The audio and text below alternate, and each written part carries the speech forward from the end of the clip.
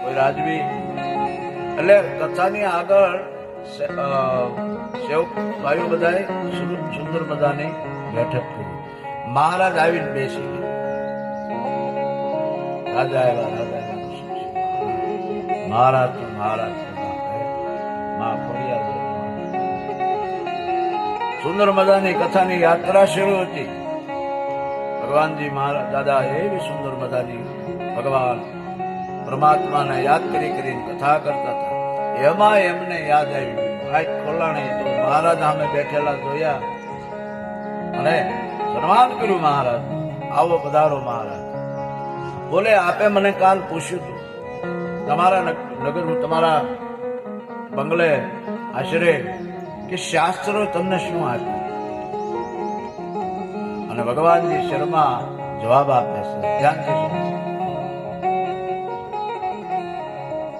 બોલે, હા એ દાદા કાલે તમે આવેલા મેં પૂછેલું આ શાસ્ત્રો એ ગ્રંથો એ તમને શું આપ્યું? બરાબર. ભગવાનજી શર્મા એમ કે એનો જવાબ તમારી સામે છે. અને એ ભારતનો સાધુ બ્રાહ્મણ વ્યાસપીઠ ઉપરથી કીધું કે તમે કોણ? મહારાજ તે 18 પંજરનો ધણી કૃષ્ણસિંહ ભાવનગરનો રાજા. બરાબર. બોલે, હા તમે રાજા મહારાજા, પણ આજ તમે અહીંયા આવ્યા છો, તમે બેઠા છો ક્યાં? ત્યારે 18 પાદરના ધણી કૃષ્ણસિંહ મહારાજ એમ કે તમારી કરતા 5 ફૂટ નીચે. તો મહારાજ અમને આ 5 ફૂટની ઊંચાઈ આપી છે.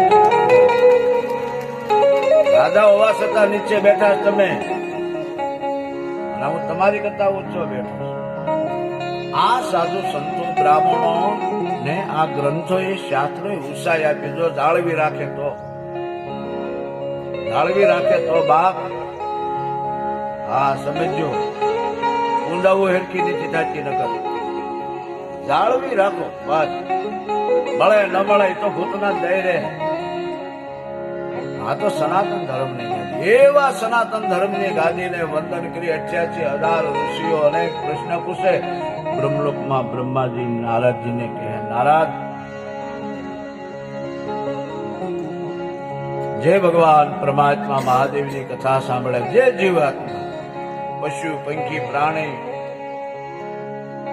શિવ મહાપુરાણમાં એવો ઉલ્લેખ છે બાપુ કે મહાદેવ મહાદેવ શિવ શિવ. અને કદાચ પ્રેત આત્મા હશે, દૂર દૂર જ્યાં સુધી મહાદેવનો નાદ સંભળાય એવા જીવાત્માનું કલ્યાણ થાય છે. હે ભગવાનની કથા.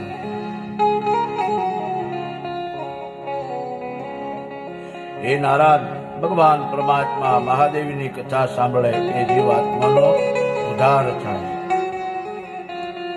અને જેમની પાછળ શિવ મહાપુરાણ કથા કરે એની 71 પેઢી ચડી જાય છે.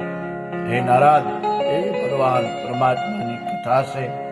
આગળ યાત્રા કરતા સુતજી મહારાજ બહુ સુંદર બોલ્યા. કાલે આપણે મહાત્મય કથાનું દર્શન કર્યું, જોયું કે પાપીમાં પાપી સ્ત્રી ભગવાન પરમાત્માના પદને પામી.